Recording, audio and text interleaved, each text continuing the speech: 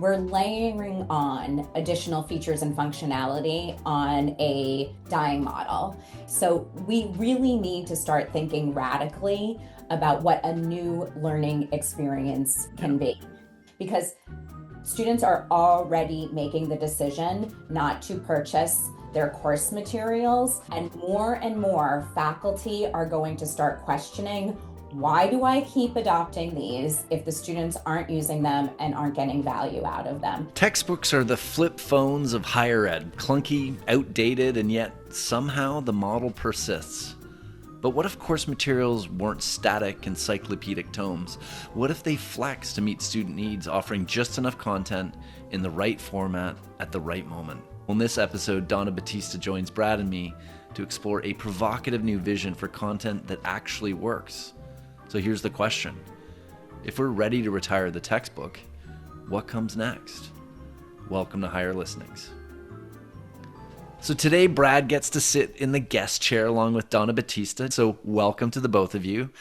I want to start with the big picture because you both spent hours interviewing faculty and students, like deep dives, not just quick polls or surveys. So what made you walk away thinking, yeah, now is the time to blow up the textbook as we know it? Yeah, for me, it all crystallized really when I had a student focus group at Indiana University. And these were average students, like the kinds of students we see in many classrooms across the country. And I had the focus group because I wanted to get an understanding of how they were using their assigned materials. And if they weren't using their assigned materials, what else were they using?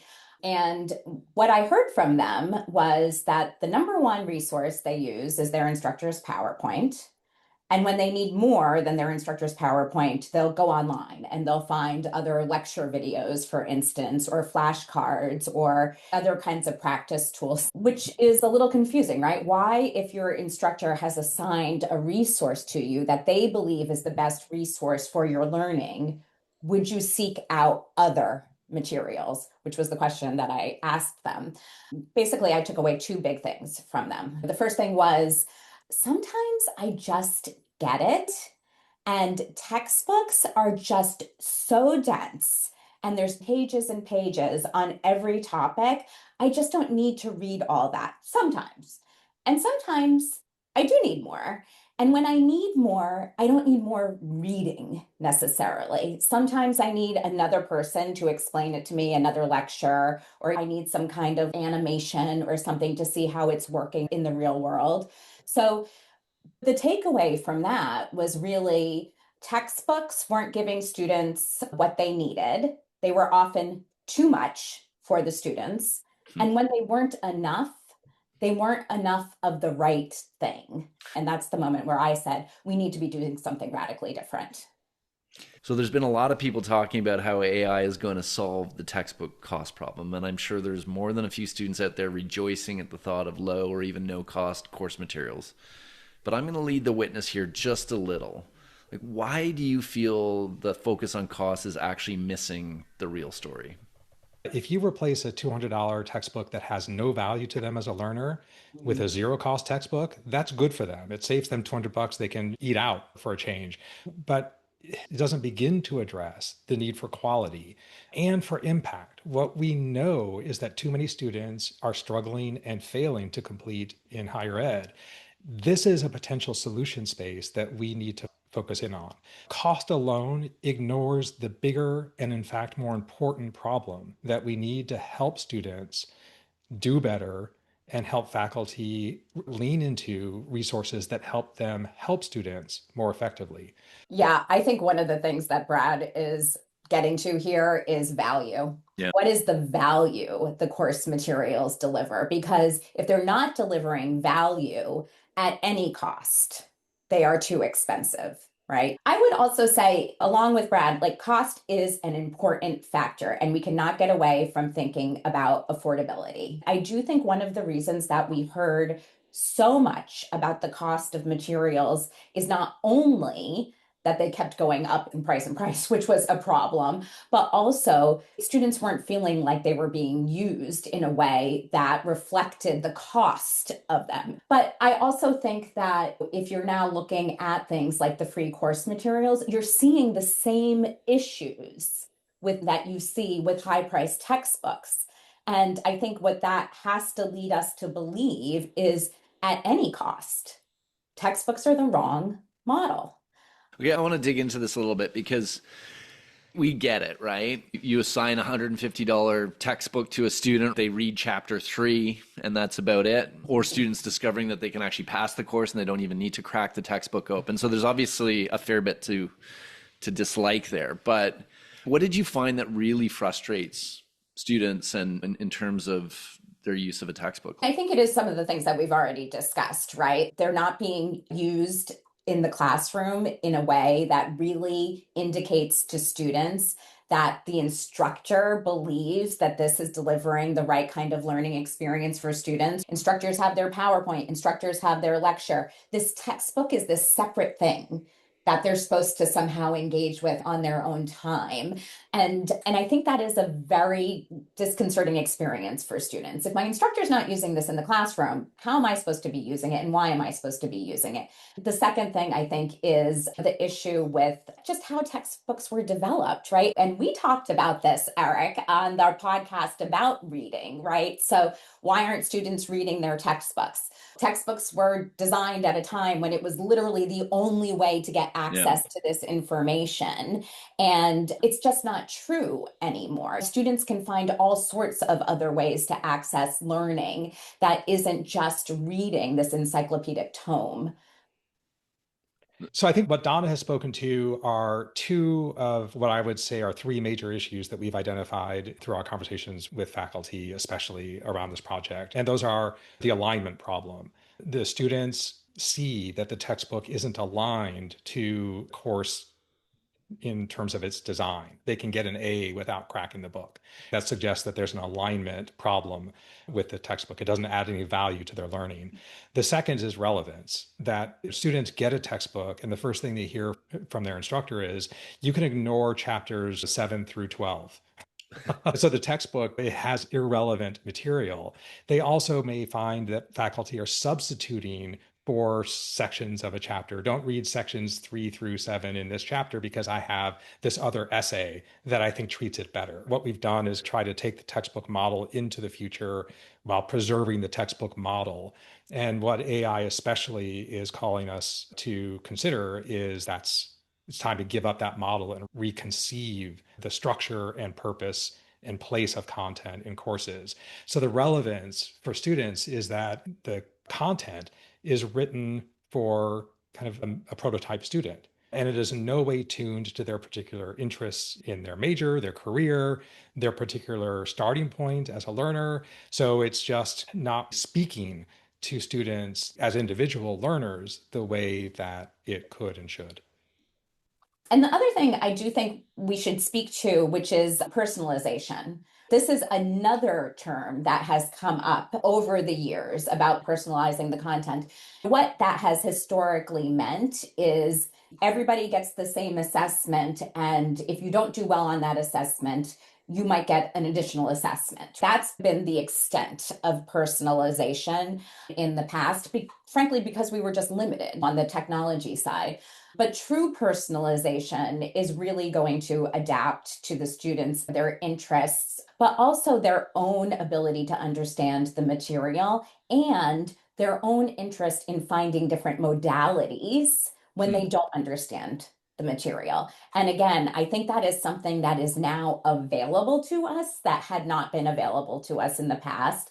And I think we have to start thinking about a post-textbook model that isn't just about that one piece of the learning experience, but really integrates the complete learning experience. If we could imagine a world in which what happened in class, in lecture, informed what the students had to engage with outside of class, or what happened in students' homework experience informed the lecture experience. You could see a world in which students are answering questions in the lecture, go back home to do their studying, and what is offered up to them is, it looks like you really struggled with this part of your instructor's lecture. I'm going to serve you up some different kind of content to help solidify your understanding of those kinds of things. That is really what I think Brad and I are dreaming about in this kind of Mm. post-textbook model, where it is a more integrated learning experience, a more holistic learning experience, where the power of AI can really be used as a way to gather all of that data about the student's learning experience and make sure that what they're being served up is unique to them and their needs. So you've identified 6 themes based on these interviews with faculty and students. And I imagine each one is pointing to a future where content isn't just cheaper or flashier, because we know that's not really the end goal, but genuinely more effective. So I think to summarize the key themes, reimagine how content motivates students, right? How it's actually delivered, how it adapts to supporting student learning, how it actually empowers instructors, but also respects authority and agency at the Mhm. same time. So we're going to dig into this. I think I have that mostly right. So I want to start with motivation, because why am I even taking this class is basically the Gen Z battle cry, right? So how does personalization actually move us past the generic why this matters box that you find in a lot of textbooks and actually help students feel more engaged in their learning? Yeah, you nailed it. Why am I taking this class? Why does this course matter to me? And this is particularly true in that gen ed space, right? When, every student has to take these classes that don't have anything to do with their major. And as much as we've tried, as I said, to try and address this, like it just has fallen flat. So we are envisioning a world in which before a student even engages in the course material, we can learn something about them. We can learn about what their major is, what year they're in, what their career aspirations are, maybe what their personal hobbies and interests are. And that is the information that we can use to adapt the content to their specific interests and goals and really share with them why it does matter to their particular aspirations, whether it's in school or beyond. So give me maybe an example of what that looks like if I'm, I don't know, in engineering or nursing or economics. How does that come to life for me as a student? Yeah. So this was one of the specific examples that we shared with faculty in our conversations with them. So we had this fictitious engineering student who was taking a gen ed psychology course. We had him answer some questions about his major, his career aspirations, and we asked the question, why are you taking this course? And the answer was because it's required. And then we asked the question, what do you hope to get out of this course? And the answer was, I don't know, it's required. But then what we were able to do is have the system serve up some information about why psychology matters to an engineer and talk about things like human centered design, talk about things like analysis, talk about things like critical thinking, and put it all in the context of how an engineer would use these things as a way to motivate interest in the content that seemed so distant. I think the very idea of a curriculum, a set of requirements outside of my major, makes little sense to students. And I Mhm. think universities have tried in all sorts of ways to try to convey the value of that to their students. But it doesn't really land with students, it's not motivating. So, this idea of relevance, I think, is absolutely critical. It is a key determinant of motivation from all the recent research on psychology on motivation. It's got to be relevant to me as an individual for me to give it my attention and to give it any effort in developing. So I do think this is in some ways a setup example, but it suggests a path forward that I think we can anticipate arriving with a improved AI environment and a better design curriculum. So I do think we can point to skills that are developed or flexibility in thinking that is necessary to be effective in any role that you're in. Disciplines are lenses, they're ways of seeing the world. Yeah. And it's not just about exposing students to philosophy and history because it's good for you. And I think there are ways to make these connections much more direct and meaningful to students in real time when they're interacting with this kind of system because they can press, they can engage in a conversation to get clarity. It's not just a one and done kind of thing. They return to this over and over during the course of the semester. And at every point, there are opportunities to make these connections tightly. Like this particular chapter has relevance in these particular ways. And I think there's real hope there, I think, for creating relevance that's down and tuned to the very individual learner. So, speaking of relevance, I think the old method might have been I'm going to assign you 47 pages of dense reading for the next class, as opposed to thinking about maybe just enough of the right type of content. And that might include it's audio for pronunciation heavy topics, or video in some cases might be a better tool. And I think that plays into the relevance factor as well in terms of how students prefer to learn, what's actually going to be more efficient for their learning. So, how do these things actually address the reading habits, as it were, of today's students? Yeah, the first thing I want to say is I don't think either Brad and I are against reading, but the goal should be about learning the material, and the modality should be focused on what is the best way to learn the material. And Yeah. sometimes the goal is learning how to be a better and critical reader. So what we envisioned with the faculty that we spoke to is starting with some very streamlined and concise content that would get across the main ideas, not unlike your instructor's PowerPoint, which students were finding very valuable. So that's where you start. And again, it could be narrative, but it doesn't have to be. It could be video, it could be audio, it could be whatever modality made sense in it.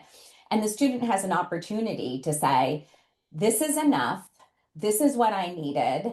I can move on from here.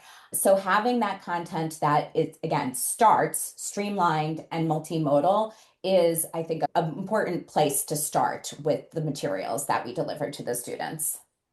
Yeah, it's interesting. I was thinking about Shakespeare. I read Shakespeare, but man, when I actually watched a play, Oh, yeah. the level, the nuance, the understanding, the feeling, like really being clear about the emotion of a particular scene was just so much more obvious to me when I watched actors actually do it. So I'm just imagining a textbook where it's a Shakespearean play, and then there's little video vignettes that illustrate the what's actually happening in a scene, so that you get that extra perspective. I think that's such a great example. As a student, it's really hard to hear the cadence of a Yeah.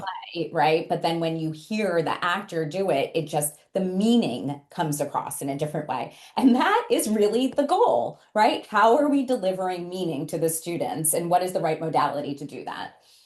I want to talk about how content gets smarter, because AI is all pervasive now, it seems. So right now, everyone starts at the same place and moves at the same pace, supposedly, at least. So how does an adaptive system flip that on its head? For a long time, we've known that assessment for learning, assessment that is designed to actually help drive students forward in their learning, as opposed to assessing them to see that whether and to what degree they have learned, right? So the summative assessment, which has been the predominant mode of assessment in higher ed, this is an opportunity for us to put that into the hands of students in a way that drives their learning in real time. So we can do diagnostic assessment. So instead of opening a textbook and cranking through the chapter and answering the questions at the end of the chapter, I start with an assessment that in real time determines what I currently know, what I don't know, and it takes me to the material that is most important to me in this moment, given that diagnostic assessment. And then throughout my reading experience, I can then provide some input in the form of some formative assessment that lets the system know, yeah, I'm getting this, move on, or I need some more help here. And that is how every student will begin to diverge in their experience within that environment, because their responses to those assessments is going to start to differentiate them. I can just imagine my textbook telling me you had plans to go out tonight. You need to cancel those because we got to go back and look at chapter 3 another time.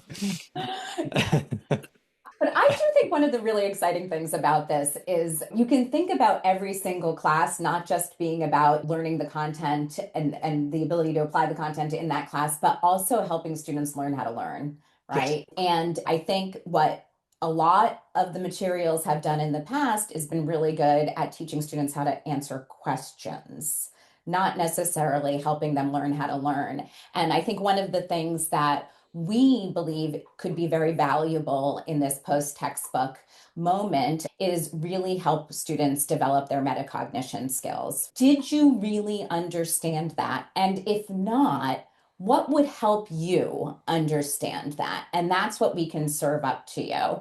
So I think that's really going to develop a skill set in students that goes beyond the course content and is really about how do I learn? When do I know that I've understood something? Mm. When am I ready to move on? And when do I need to spend more time? You've said that I think instructors aren't really ready to hand over the keys to a fully AI generated textbook. And given some of the AI output I've seen, I think that's a pretty reasonable position to have. But they do want content that fits their course. So, how are we balancing the need for trust and authority, which I think is what traditional textbooks actually give us, with the freedom for faculty to make the content their own? I think that we have to agree that we have to start with a base of authoritative, peer-reviewed content. That is not going away, at least not in the short term. They need to believe that what they are adopting to use with their students aligns with their own pedagogical goals, their own beliefs about the discipline, all of those things. I do think that from there, the world is their oyster. And some of this is already happening now, actually. There is the ability in Top Hat, there is the ability to go in and adapt the content to meet the needs of your specific course. That could be as simple as taking out the chapters that you're not going to cover. It could be adding your own videos. It could be changing a term to the term that you tend to use when there are multiple terms for the same things. So, customization of content, starting from a trusted source of content, is happening right now. To me, one of the most unexpected, interesting discoveries in our conversations, and it comes from this place of wisdom.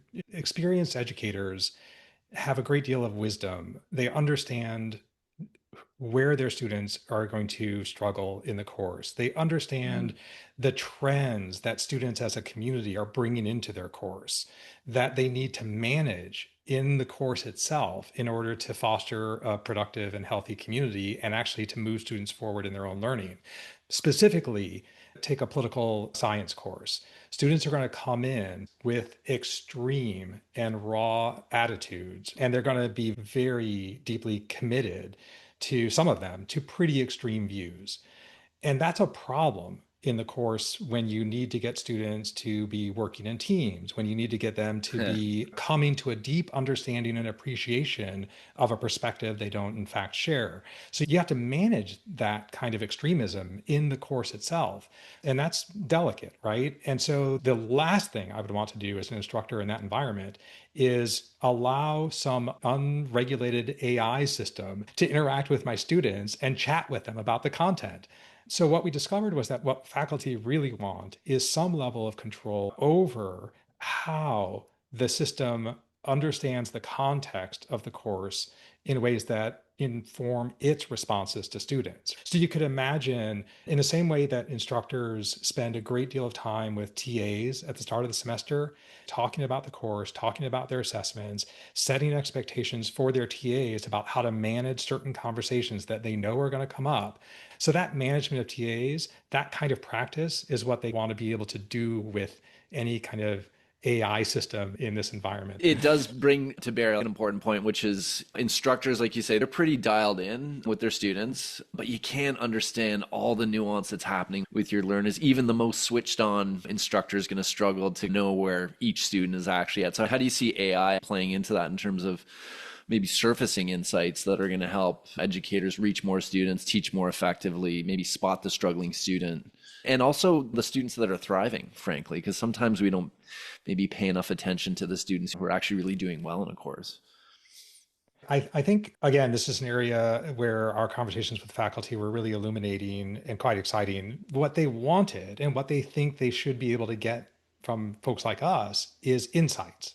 Tell us, based on all of this activity, give me some recommendations, give me some insights to where my students are currently in their understanding. How do I meet individual needs where I need to invest time there, either to take students who are really excelling and mentor them toward a major or toward something challenging? So that's one thing. The second thing is, for those who are data savvy, they did want data and they wanted to be able to interrogate that data in a natural language sort of way. So what they wanted was to be able to query to have a conversation about the data and be able to rearrange the data and probe the data and see if they could arrive at some interesting discoveries of their own, understanding the impact of your design and your choices, and to see based on the data that you get back, how can I improve? How can I try to redesign this to help more students be more successful? Well, I want to bring this back to the ed tech community. Like, what's the most important step for this community to take to bring this vision to life?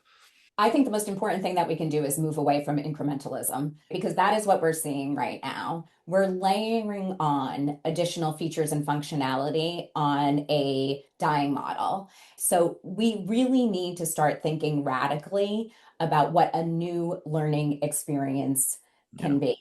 And obviously, from a business perspective, that is a very hard thing to do because today the business is textbooks, right? But as an industry, we need to start thinking about what the future could be and start experimenting with these ideas and getting them out in the market because students are already making the decision not to purchase their course materials. And more faculty are going to start questioning, why do I keep adopting these if the students aren't using them and aren't getting value out of them? And it is the innovator's dilemma. I think as a trajectory, Donna's right. It's the time has come to Mhm. pursue a more integrated learning experience. So I think that's going to drive a lot of innovation, and it will be disruptive in the industry.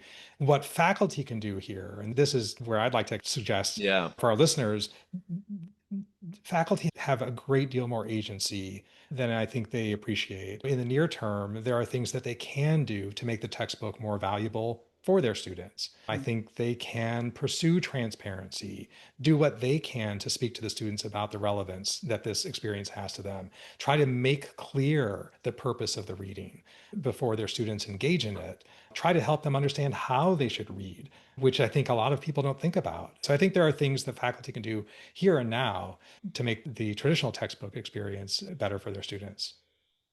So, fast forward 5 years. What's the biggest shift a student's going to feel in their learning experience?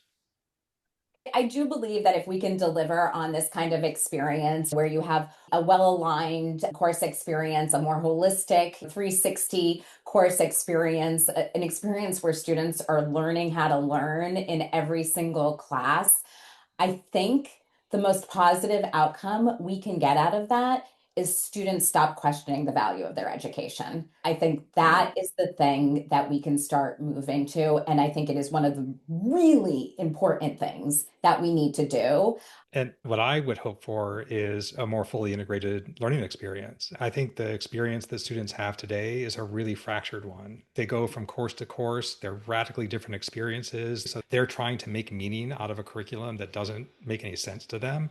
And so I think 5 years from now, I would sure hope students are seeing their learning experience holistically as connected, integrated, and meaningful to them as a human being, that this is going to propel them forward in their career and their life in ways that they value. Clearly essential work for sure. Clearly.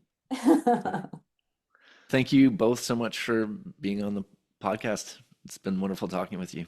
Thank you. It's a lot of fun. Thanks, Eric. Higher Listenings is brought to you by Top Hat, the leader in student engagement solutions for higher education. When it comes to curating captivating learning experiences, we could all use a helping hand, right? With Top Hat, you can create dynamic presentations by incorporating polls, quizzes, and discussions to make your time with students more engaging. But it doesn't end there. Design your own interactive readings and assignments and include multimedia, video, knowledge checks, discussion prompts. The sky's the limit. Or simply choose from our catalog of fully customizable Top Hat e-texts and make them your own.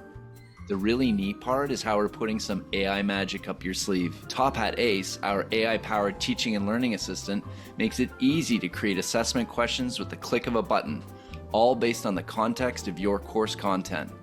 Plus, Ace gives student learning a boost with personalized AI-powered study support they can access anytime, any place. Learn more at tophat.com/podcast today.